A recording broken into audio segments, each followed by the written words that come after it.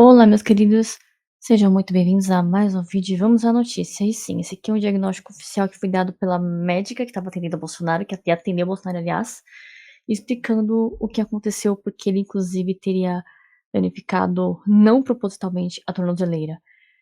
Foi apenas resultado do uso dos remédios que ele estava fazendo em casa. Por isso aquela besteira. Inclusive, aconteceu algo parecido com o Daniel Silveira. Ele falou uma coisa muito parecida sobre a tornozeleira que estava usando. E também por conta dos remédios. Bom, vamos ver mais detalhes comigo agora. A alucinação por remédios é confirmada e médicos revelam quadro de saúde de Bolsonaro. A utilização de medicações controladas sem o acompanhamento médico adequado pode resultar em situações delicadas, como exemplificado pelo recente episódio envolvendo o ex-presidente Jair Bolsonaro e o medicamento pregabalina, conhecida pelo tratamento de dores neuropáticas, fibromialgia e epilepsia. A pregabalina é indicada principalmente para tratar dores neuropáticas, transtornos de ansiedade generalizada e crises epilépticas, atuando no sistema nervoso central. Seu uso é recomendado quando outras medicações não trazem benefícios, mas sempre com prescrição e monitoramento médico devido ao risco de efeitos colaterais importantes.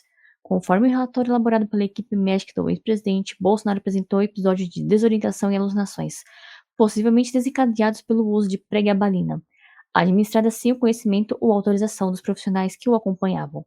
Após a reação, o medicamento foi suspenso e, segundo os médicos, não há sinais residuais até agora. Os efeitos colaterais mais frequentes incluem sonolência, tontura e dificuldade de concentração. Em casos menos comuns e mais graves, como maior sensibilidade ao medicamento ou interações medicamentosas, podem ocorrer alucinações ou confusão mental, como ocorreu com Jair Bolsonaro.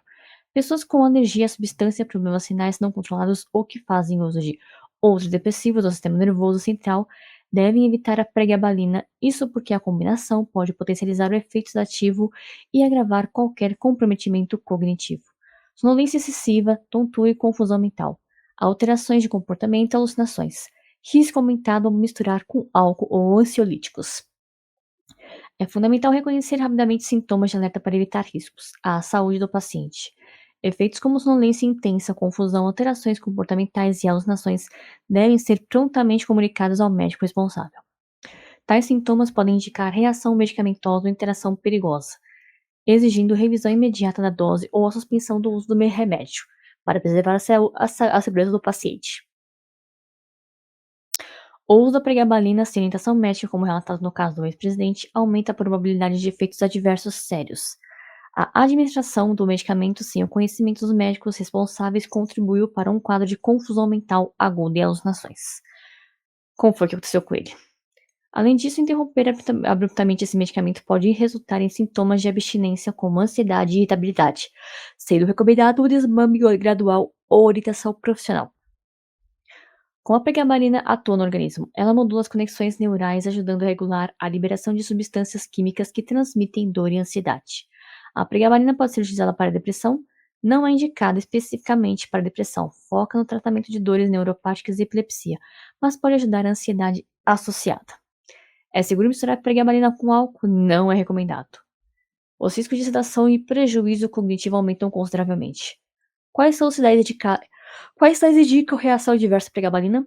Confusão, alteração comportamental, alucinações e sonolência extrema e merecem atenção médica imediata. Resumindo, a pregabalina deve ser empregada sob rigorosa supervisão clínica, respeitando protocolos médicos e ajustes graduais de dose para garantir segurança e eficácia no tratamento de cada paciente. Moraes e Dino votam para manter prisão de Bolsonaro. Em um desdobramento significativo da política brasileira, os ministros Alexandre de Moraes e Flávio Dino do Supremo Tribunal Federal votaram nesta segunda-feira para manter Jair Bolsonaro, ex-presidente do Brasil, sob prisão preventiva. Jair Bolsonaro foi detido em Brasília no último sábado por suspeita de tentativa de fuga, enquanto aguardava o processo judicial relacionado à alegada tentativa de golpe de Estado ocorrida após as eleições de 2022. O ministro Alexandre de Moraes foi o primeiro a decidir pela prisão preventiva de Bolsonaro. Agora, a primeira turma do STF revisa a medida em sessão extraordinária no plenário virtual, com votos já apresentados por Flávio Dino. Segundo Moraes, Bolsonaro descumpriu medidas cautelares diversas, reforçando a necessidade de prisão. Os ministros Cristiano Zanin e Carmen Lúcia ainda analisarão o caso. Bolsonaro violou as condições impostas anteriormente pela Justiça, incluindo o uso proibido de redes sociais desde julho. Outro ponto foi a realização de reuniões de apoiadores, contrariando restrições. Contrariando restrições? Todas as pessoas que estiveram com o Bolsonaro tiveram, inclusive, como é que se fala? A autorização do Moraes. Contrariando restrições? Ah, pelo amor de Deus. Esses descumprimentos resultaram em sua prisão domiciliar em agosto, mas as violações continuaram como ao tentar utilizar sua tornozeleira eletrônica. A utilização de dispositivos de monitoramento eletrônico é comum em prisões domiciliares, mas Bolsonaro teria modificado a funcionalidade da tornozeleira. A ação ocorreu em 21 de novembro, de acordo com o relatório da Secretaria de Administração Penitenciária. Esse comportamento contribuiu para demonstrar reiterado desrespeito às decisões judiciais, influenciando a conversão da prisão domiciliar em prisão preventiva. Com as recentes fugas de aliados políticos, como o deputado federal Alexandre Ramagem para os Estados Unidos, aumentaram as preocupações sobre riscos à ordem pública e continuidade de atividades ilícitas. O ministro Flávio Dino destacou como esses atos apontam uma ação coordenada da invasão, justificando ainda mais a detenção preventiva de Bolsonaro. Veja a seguir exemplos citados no processo. Evasão do deputado Alexandre Ramagem para fora do país. Suspeitas de fuga de outros parceiros investigados. Organização de possíveis ações para burlar punições judiciais. A manutenção da prisão preventiva de Bolsonaro traz forte repercussão política e jurídica. O Supremo Tribunal Federal sinaliza rigor ao impor consequências para condutas que possam ameaçar a estabilidade do país. A decisão demonstra independência jurídica e reforça que a legislação deve ser aplicada a todos, inclusive ex-presidentes, conforme o princípio de separação dos poderes. Veja os próximos passos após a primeira turma do STF manter prisão preventiva de Bolsonaro. Nessa segunda-feira, a decisão da primeira turma do Supremo Tribunal Federal de manter a prisão preventiva do ex-presidente Jair Bolsonaro, ordenada pelo ministro Alexandre de Moraes no sábado 22, marcou um momento significativo e polêmico na justiça brasileira, em meio a acusações graves contra o ex-presidente, envolvendo risco de fuga e ameaça à ordem pública. Na véspera da prisão, Bolsonaro tentou violar a tornozeleira eletrônica, que a gente já viu que na verdade foi consequência de alucinação por conta dos remédios. Fato que aumentou a suspeita de que pretendia escapar do país da justiça brasileira. O STF avaliou que a atuação do ex-presidente, aliada à convocação de vigília pública por seu filho, vigília de oração, vamos deixar aqui bem claro, Flávio Bolsonaro levava ainda mais o fisco de fuga. Esses comportamentos reforçaram os argumentos do STF para manter a detenção, entendendo que existia uma possibilidade concreta de evasão no momento final do andamento judicial. Na cabeça desses idiotas, é claro. A manutenção da prisão preventiva significa que Bolsonaro permaneceria detido enquanto o STF considerar que persistem os fatores que justificaram a medida. Segundo a legislação brasileira, a prisão preventiva é adotada para garantir o cumprimento de decisões judiciais restritivas. A cada 90 dias, a Justiça deve reavaliar a necessidade da prisão preventiva, não havendo um prazo fixo para o seu término. A tentativa de violação da tornozeleira tornou a medida mais justificada diante do risco de descumprimento das ordens judiciais. Ai, eu não digo nada. O processo penal relacionado a uma possível trama golpista está na fase de final de recursos, com mais de 6 réus além do Bolsonaro. A condenação inicial foi determinada em setembro pelo STF, e os embargos de declaração que podem esclarecer decisões judiciais já foram negados pela primeira turma. Agora as defesas têm o prazo final até 24 de novembro para apresentar novos embargos, o que pode se refletir em poucas opções de recurso para o ex-presidente. Após os embargos de declaração, ainda existe a possibilidade de apresentar embargos infringentes, um tipo de recurso pouco utilizado.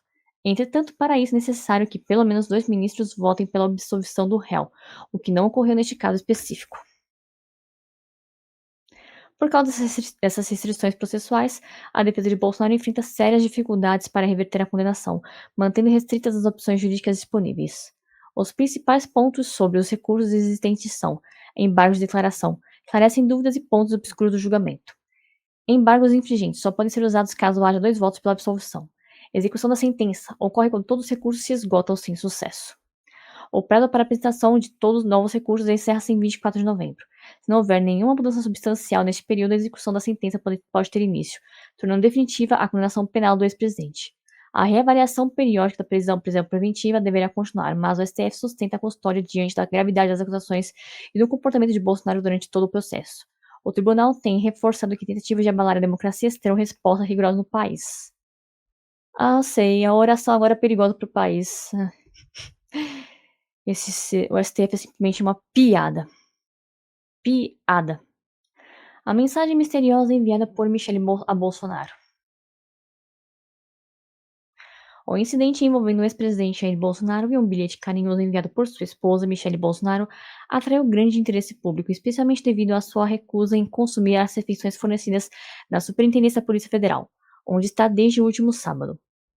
Detido na manhã deste sábado, Bolsonaro permanece em prisão preventiva na Superintendência da Polícia Federal. O mandado foi expedido por conta de investigações em curso que envolvem acusações graves. Durante o tempo de custódia, ele recusa a alimentação padrão da PF, preferindo refeições preparadas por familiares. Segundo assessores, ele estaria seguindo orientações médicas específicas quanto à ingestão de gorduras. Segundo informações da coluna de Mirella Pinheiro, do portal Metrópolis, no domingo 23, Michele Bolsonaro enviou uma marmita acompanhada por uma mensagem pessoal ao ex-presidente. O conteúdo do bilhete incentivava Bolsonaro a se alimentar e oferecia palavras de carinho. Esse gesto simples ganhou maior significado em razão do contexto emocional e político vivido pelo casal neste período delicado. A mensagem de Michele foi interpretada de diferentes formas pela mídia e analistas políticos, dividindo opiniões acerca de seu valor simbólico. Muitos enxergaram como demonstração de apoio conjugal incondicional.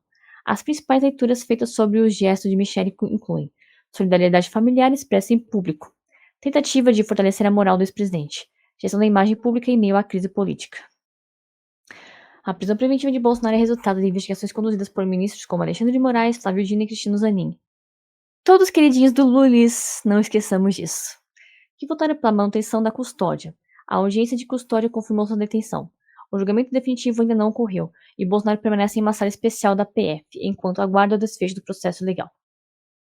O contato com Michele Bolsonaro tem sido fundamental para o bem-estar emocional de Bolsonaro, segundo pessoas próximas. Ela visitou o marido após a audiência de custódia. As visitas, apesar de controladas restritas, são vistas como essenciais por aliados, não apenas como suporte pessoal, mas também como valor simbólico neste período de isolamento. Então, meus caros, o que vocês acharam dessas notícias? Deixe sua opinião aqui abaixo nos comentários e não se esqueça. Curta esse vídeo, compartilhe esse vídeo aqui nas suas redes sociais, inscreva-se aqui no canal, caso você não seja inscrito, e ative as notificações para receber mais vídeos como esse aqui. Obrigado por você ver esse vídeo aqui até o final, fique com Deus e até o próximo vídeo, se assim o Senhor permitir.